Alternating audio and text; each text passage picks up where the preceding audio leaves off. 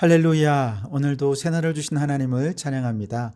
요한계시록에 보니까 전상의 교회는 새 노래를 부른다 그랬습니다.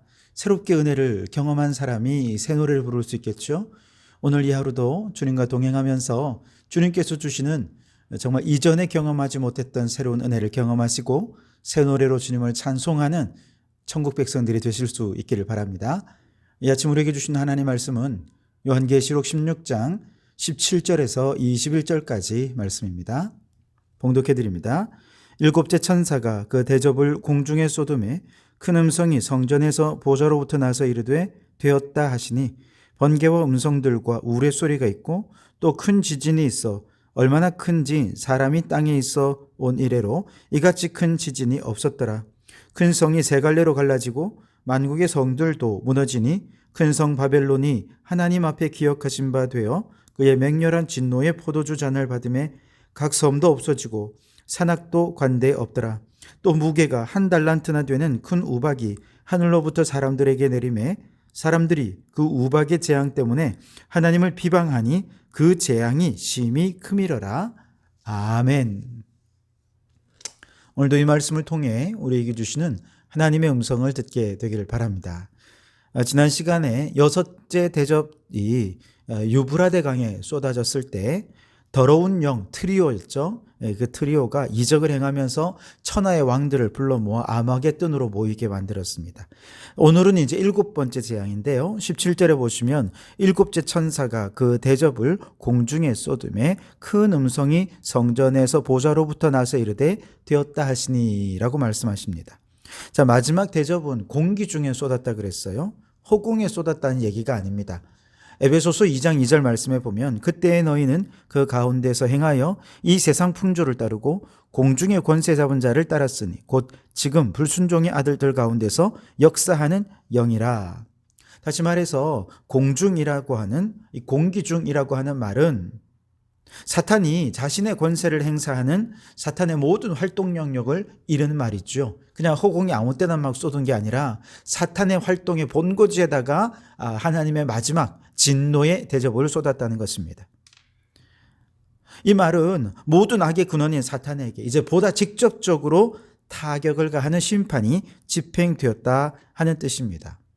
지금까지 수많은 재앙이 있었고 이로 인해 많은 희생과 피해가 있었지만 사실은 이것은 사탄에게 직접적으로 타격이 되는 재앙은 아니었습니다. 그런데 이제 마지막에 사탄에게 직접적으로 타격이 되는 공기 중에다가 재앙을 쏟아내면서 이 재앙을 끝내고자 하신 것이죠. 그래서 17절에 대접이 쏟아진 이후에 성전의 하나님 보좌로부터 한 음성이 들리는데 되었다라는 음성이 들리게 되죠. 이제 하나님의 재앙의 심판이 다 끝났다는 뜻입니다. 이제 뭐만 남았습니까? 주님이 재림하시고 새 하늘과 새 땅이 펼쳐지는 것만 남았죠. 앞서 15장에서 일곱 대접 재앙을 준비하면서 이것이 마지막 재앙이 될 것이고 하나님의 진노는 이것으로 마칠 것이다 라고 하신 말씀대로 일곱 대접 재앙의 마지막 대접이 사탄의 진영에 직접적이고 결정적인 타격을 가하면서 사단은 패배하고 하나님의 승리가 확정된 것이죠. 사실 이렇게 되었다라고 하는 이 음성은 이미 십자가 위에서 예수님께서 선포하신 말씀이기도 합니다. 예수님께서 십자가 위에서 다 이루었다 테텔레스타이라고 말씀하셨을 때 이미 사탄에 대해서 결정적으로 승리하셨다는 것이죠. 십자가 사역을 통해서 1차적으로 인류를 죄에서 구원하셨을 뿐만 아니라 사탄의 머리를 상하게 함으로써 하나님의 승리가 이미 보장이 되었습니다. 이처럼 십자가에서 보장된 하나님의 승리가 확정이 되고 완성된 것이 바로 종말의 마지막 일곱 대접 재앙의 마지막 일곱 번째 대접이 쏟아지면서 가능했다는 것이죠. 18절을 보세요. 번개와 음성들과 우레소리가 있고 또 큰 지진이 있어 얼마나 큰지 사람이 땅에 있어 온 이래로 이같이 큰 지진이 없더라 그랬습니다. 하나님께서 되었다라고 승리를 선언하시자 번개가 나고 음성이 들리고 우레소리가 엄청난 소리로 그리고 지진까지 나면서 하나님의 거룩하신 임재가 온 땅 위에 나타나게 되었다는 것이죠.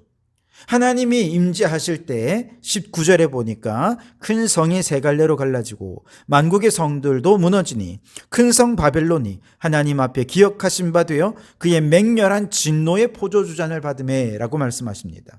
하나님이 최종적으로 임재하실 때 큰 성 바벨론과 사탄이 쌓아왔던 만국의 성들은 다 무너지게 될 것이라는 겁니다. 그리고 그동안 바벨론이 저지른 모든 죄를 하나님께서 낱낱이 철저하게 기억하셔서 맹렬한 진노의 포도주를 쏟으실 것입니다. 바벨론은 그 진노의 잔을 받을 수밖에 없어요. 그런데 그 진노가 얼마나 맹렬한지요? 20절, 21절에 각 섬도 없어지고 산악도 간데 없더라. 또 무게가 한 달란트나 되는 큰 우박이 하늘로부터 사람들에게 내리매 사람들이 그 우박의 재앙 때문에 하나님을 비방하니 그 재앙이 심히 크미러라. 하나님의 진노가 얼마나 맹렬한지 섬이 없어집니다. 산악도 자취를 감춥니다. 그리고 하늘에서 우박이 내리는데 무게가 1달란트나 되는 우박이 내린다고 합니다. 1달란트의 무게는 오늘날로 하면 한 20kg에서 30kg거든요. 이거 쌀 한 가미가 넘는 건 아닙니까? 요즘 쌀 한 가미가 한 20kg짜리 나오는데 이거 20kg짜리 쌀 한 가마니보다 엄청나게 더 무게가 나가는 이게 우박으로 내린다고 생각해 보십시오. 마귀의 소굴인 바벨론이 남아나는 게 있겠습니까? 아무것도 남아나는 게 없을 것입니다. 그런데 여러분 여기 끈질긴 모습이 있습니다. 그 와중에도 이런 엄청난 재앙 중에도 21절 하반절에 보니까 사람들이 그 우박의 재앙 때문에 하나님을 비방했다 그랬습니다. 저는 이 마지막 이 부분이 너무너무 섬뜩했습니다. 마지막 재앙이 내렸습니다. 하나님의 승리가 완성되었습니다. 그럼에도 불구하고 이런 놀라운 박해와 심판 중에서도 하나님을 비방하는 사람이 정말 끈질기게 남아있을 거라는 거예요. 얼마나 끈질긴지요. 그들은 끝까지 재앙의 원인을 자신들에게서 찾지 않아요. 오히려 하나님께 모든 원인을 돌리려 하고 있는 것이죠. 마치 인간의 활동으로 자연을 파괴하고 이산화탄소가 오늘날 이렇게 증가해서 기후위기가 점점 기후의 재난이 되고 실제로 수많은 나라, 수많은 민족들이 이 기후재난으로 인해서 엄청난 피해를 우리가 바라보고 있지 않습니까? 그럼에도 불구하고 많은 사람들이 인간의 탐욕의 죄를 회개하지 않습니다. 오히려 왜 이런 재난이 내게 닥쳐야 하는가? 하나님이 계시다면 왜 내가, 왜 우리 가족이, 왜 우리나라가 이런 피해를 받아야 하는가? 그러면서 오히려 하나님을 원망하고 하나님을 비방하는 그런 사람들이 있다는 겁니다.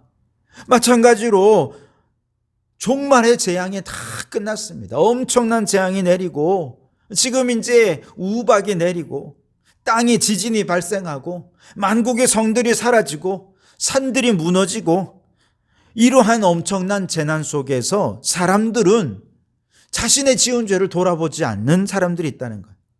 이 모든 것이 사실은 인간의 탐욕과 욕망에서부터 비롯된 것임에도 불구하고 이들은 끝까지 양심의 화인을 맞은 그런 사람들처럼 하나님 앞에 탐욕의 죄, 창조 질서를 훼손한 죄를 회개하기는커녕 오히려 하나님을 원망하고 비난하고 모든 책임을 하나님께 돌리고 있다는 얘기죠.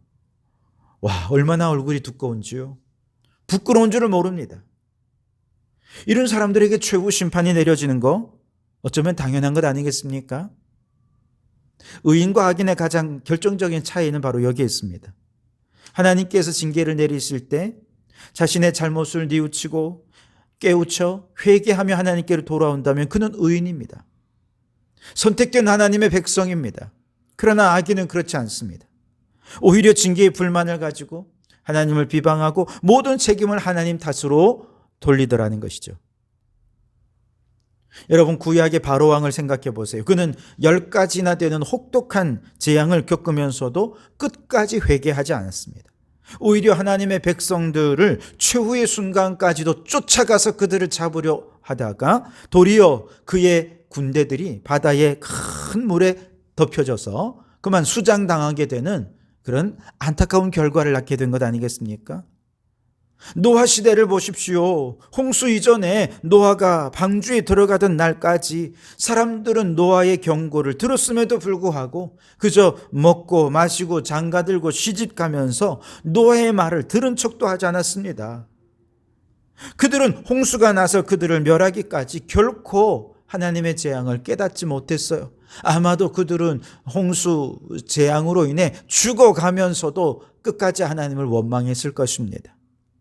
롯의 아내를 생각해 보세요. 소돔과 고모라가 멸망하던 날 의인 롯은 하나님께로 가라고 하신 한 곳만을 바라보면서 뒤도 돌아보지 않고 나아갔지만 그의 아내는 죄악된 세상에 미련이 남아서 뒤로 돌아보다가 결국 소금 기둥이 되어버리지 않았습니까?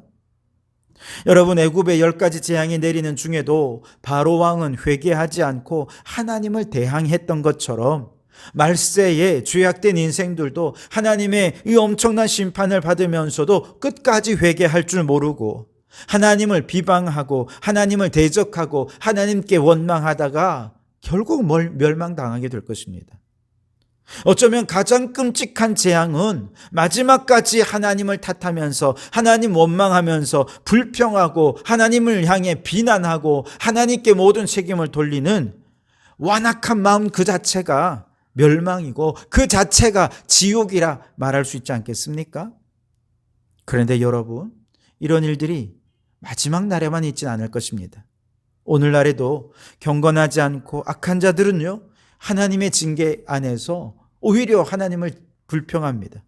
하나님께 책임을 돌리려 합니다. 아무리 기도하고 사랑으로 섬기고 그를 위해 복음을 전하고 그렇게 해도 오히려 그렇게 하면 할수록 더 완악해지는 모습이 있습니다. 그러면서 오히려 하나님 탓을 하죠. 우리 가정 하나님만 없으면 다 행복한데 당신이 자꾸 하나님 얘기를 하고 그것 때문에 우리 가정이 불화하니 제발 하나님 얘기 좀 꺼내지 말라고 하나님 탓을 합니다. 우리는 정말 수십 년 지기 우정을 지닌 친구인데 네가 예수 믿으라는 얘기해서 우리 우정에 이렇게 금이 간 것 아니냐. 그러니 제발 예수 얘기 좀 하지 말라. 우리 우정 금가게 한 거 다 너 예수님 때문이다. 그러면서 끊임없이 하나님을 탓하고 예수님을 원망하는 거죠. 여러분, 그럼에도 불구하고 우리가 그들을 포기할 수 있겠습니까? 아닙니다. 우리는 결코 그들을 마지막까지 포기해서는 안 됩니다. 고아들의 아버지 조지 뮬러는 그의 기도 수첩에 한평생을 기도해온 두 친구가 있다고 합니다. 한 친구는 자신이 죽기 직전에 예수님을 영접하게 되었습니다. 그런데 다른 친구는 그가 죽은 후에야 비로소 뒤늦게 예수님을 영접하게 되었죠. 우리는 죽기 직전까지 사랑하는 사람의 구원을 위한 기도를 포기해서는 안 될 것입니다. 우리가 죽은 다음에도 그가 예수를 믿을 수는 있지 않겠습니까?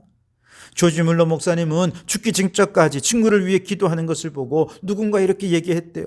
아니, 아직까지 이렇게 수십 년 동안 기도해도 회개하고 주님을 영접하지 않았다면 이제 더 이상 회개할 가능성 없는 것 아닙니까? 왜 아직도 그를 위해 기도하고 있는 것입니까? 라고 묻자 목사님은 이렇게 대답했다고 합니다. 하나님께서 내게 그를 위해 기도하라고 하셨다는 것은 그를 구원하기로 선택하셨기 때문이 아니겠는가?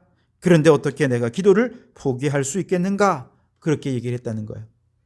여러분, 그들이 지금은 신앙의 눈이 흐려지고 하나님의 놀라운 은혜와 사랑을 보지 못하고 찬란한 천국 소망을 갖지 못하고 있지만 그럼에도 불구하고 하나님이 그를 위해 기도하고 전도하도록 우리에게 간절한 마음을 주시는 것은, 우리가 그들을 사랑하게 하신 것은 그 영혼을 포기하지 아니시는 하나님의 마음을 우리에게 부어주고 계신 것 아니겠습니까?